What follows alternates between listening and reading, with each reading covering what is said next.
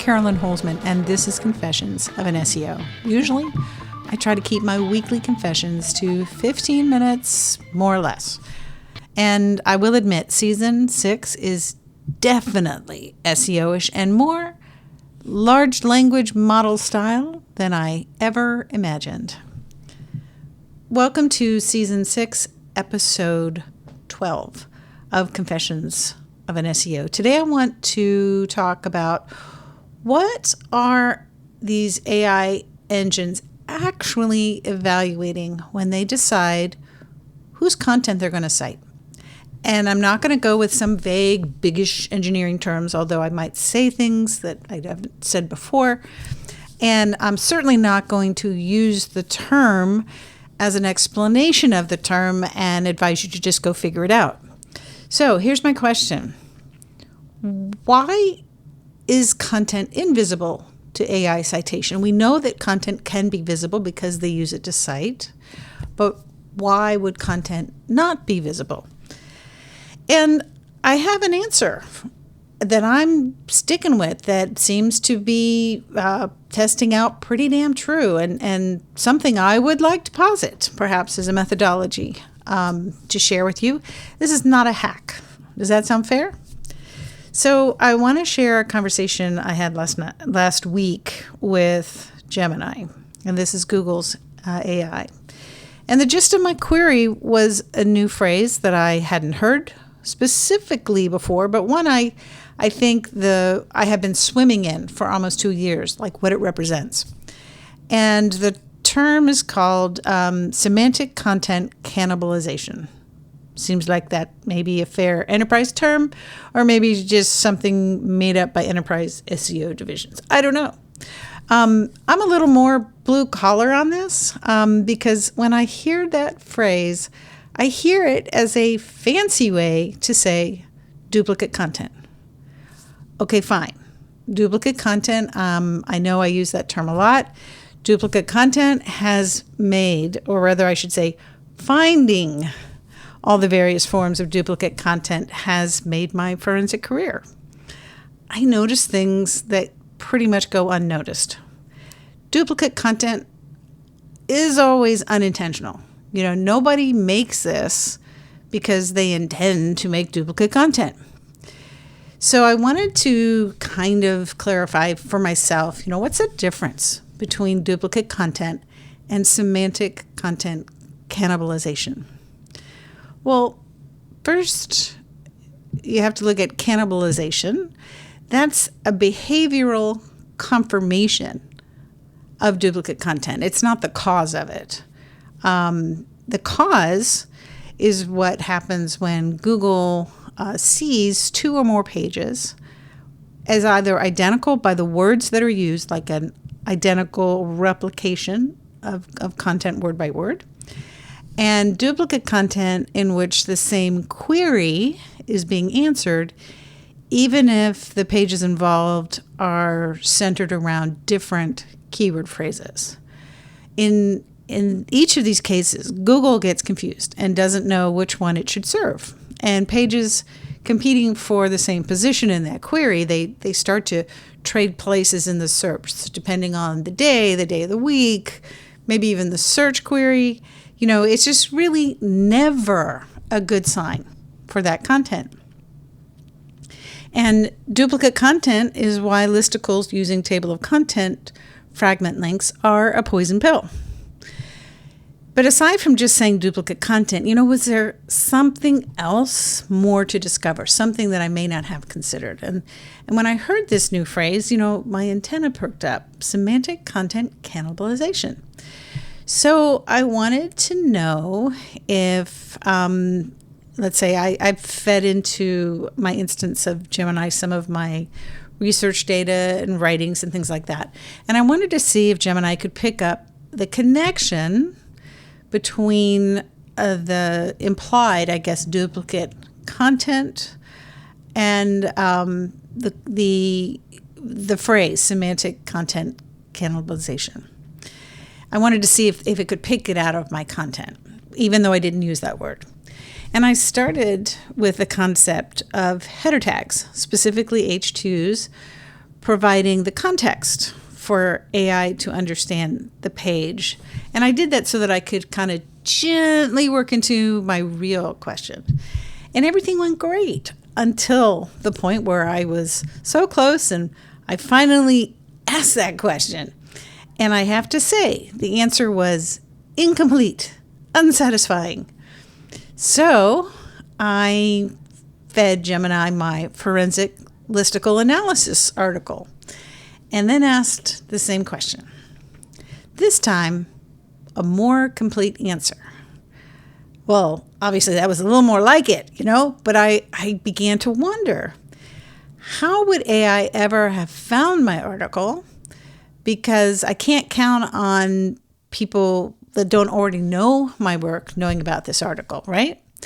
So it then occurred to me that in this particular conversation, that I could ask Gemini to tell me what internal steps it took to answer the question.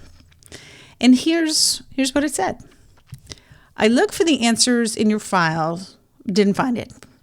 I looked for the answer on Google, and I found the average answer and gave you the average answer.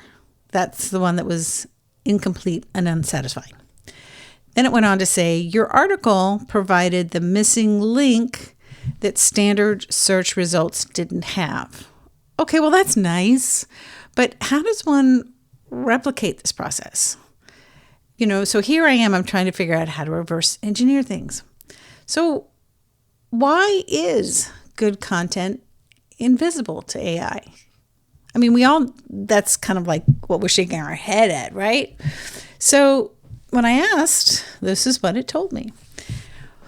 When an AI agent runs its autonomous discovery cycle, it's looking for high fidelity signals. Whoa, okay. Autonomous discovery cycle. So at this point, I'm kind of like, I'm your Huckleberry. What is this autonomous discovery cycle? So apparently, this is something AI does all on its own. It doesn't have to seek additional permission. And it seems to consist of these three specific actions. There's a scan, and then a sift, and ultimately a selection, the one that they cite. So the AI starts by scanning the web, and it quickly finds the consensus. So the hundreds of articles that all say the same thing, that is the average answer. This is the AI's baseline. For example, listicles are being penalized by Google. That's what you find if you look and search. Now, the sift is where AI goes into their reasoning layer. And AI then asks, well, why are listicles being penalized? What is the specific mechanism? And it starts sifting through the average noise to find a source that explains the logic, not just the result. AI wants to know why would it choose this answer. And here's the problem. Google is dealing with a legacy platform. We've got a ton of content that was keyword-driven, backlink-fortified data streams that got all these results in that particular order that they're in. And it's within that, this is where the unsatisfying answers lie. So how do we, or I should say our content, how do we break our content out of the average answer, out of the average noise in a legacy platform? So it would appear AI is looking for the logic signal. What is that? All right. AI systems recognize integrated expertise where content shows how ideas relate, not just that they share the same keywords. So we obviously must move beyond keyword matching. And this is handled through what they call typed relationships. For example, prerequisite foundation. There are relationships between things, and we need to know one thing before we can move to another. And there are many relationships. Now, when we have that in our content, we hand the AI a logic map. And These are explicit links.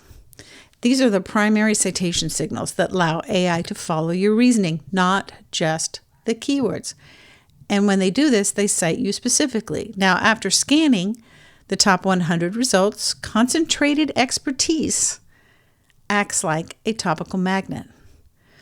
And what we're talking about is a very cohesive, that the topic is clear and there is a center.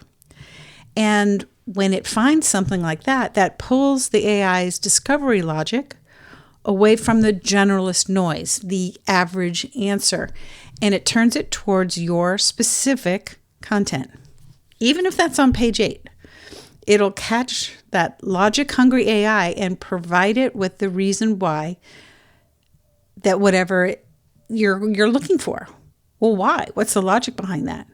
And this is why they want it, because they want to choose the result and they want to know why they're choosing it. So in my case, it was that deep dive forensic data. And here's how things interlock into this discovery cycle. And there's 3 of them. We know them. This is just the phrasing probably is different. But there are 3 high fidelity signals. These are not hacks. These are signals. So you want a site-wide topical coherence. That's the authority signal. This is what helpful content classifies measures. You want a site that has a topical center of gravity, and this proves to the AI that the subject is your core authority, and it's not just a side topic.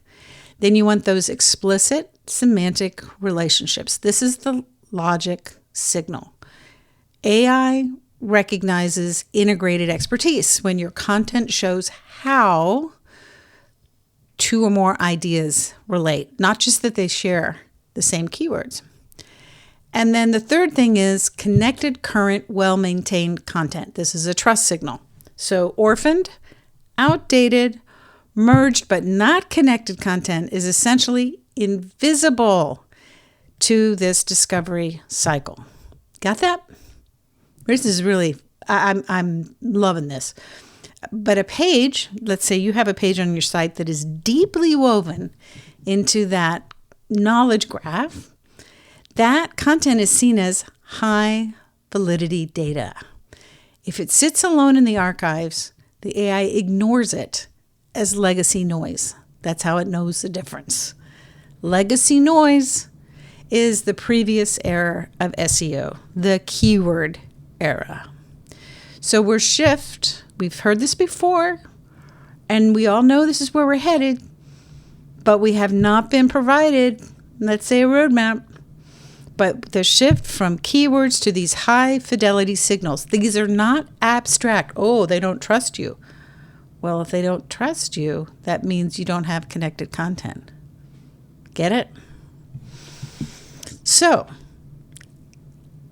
is there an easy way to get in and win in this discovery cycle? I think you can sit there and you can work on it. It's going to be really hard to scale it necessarily, which I guess for Google, they're kind of happy about that because they don't want it to be something that can be manipulated if you have to work hard at it and it takes a lot of resources. But guess what? And I'm going to go to Vizex right now because if you're on WordPress or HubSpot, Vizex plugin is the only tool that this was expressly designed from its inception to create the exact those three pillars, that structure that the large language models, the AI agents, require for citation. 1, it scans for site-wide topical coherence. That is how you maintain your topical center of gravity. So you ensure every page contributes to a unified, high-confidence signal of expertise. It's not bullshit. 2, Vizex surfaces explicit semantic relationships between pieces of content, between 2 different thoughts. And this is the first tool that enables us to build these typed relationships into our content. It moves you from keywords to knowledge graphs. And when you do that, you hand the AI a logic map that it can't ignore it. And 3, VizX provides a roadmap for connected, current, well-maintained content by automating the process of ensuring your content is connected into your site-wide knowledge graph. This ensures your content is never orphaned or treated as legacy noise. I don't know about you, but I am so excited to be able to do this and not have to thread my brain so that I'm exhausted at the end of the day.